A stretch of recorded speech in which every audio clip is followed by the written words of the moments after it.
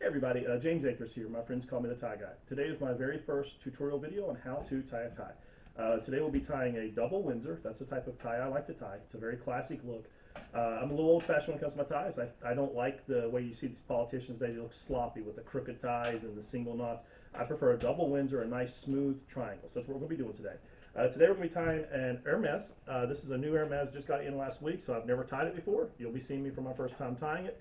They make a very good tie. This one's one of the thicker silk. They have a thinner silk line as well.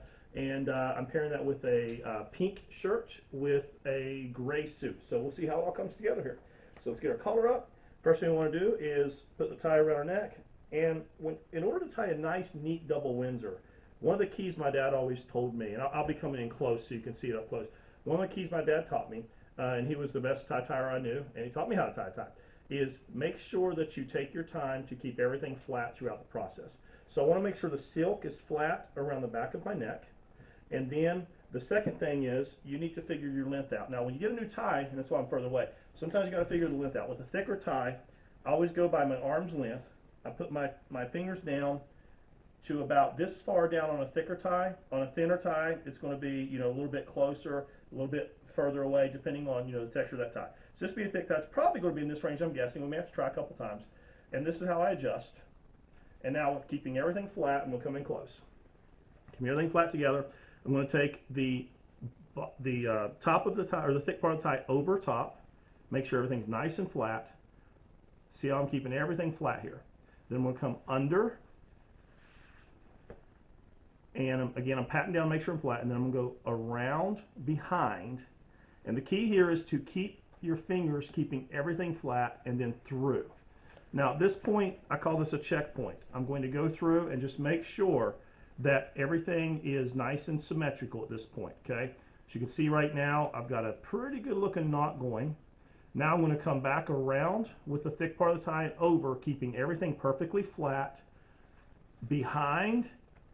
And then there's a little pocket here we've created that we're going to go down and through. And we'll be doing more tie tutorials later.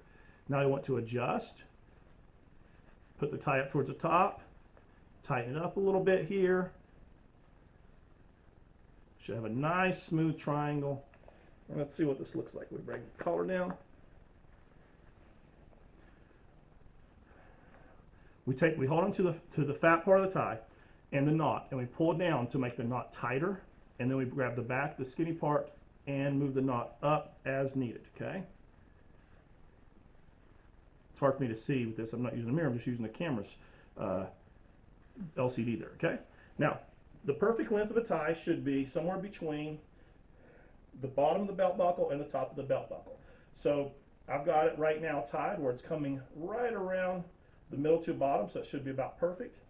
And let's see what this looks like here. So we got us a nicely tied tie. We'll take the back, or we'll tuck it through. Nice and symmetrical. And let's see what it looks like with the suit coat on.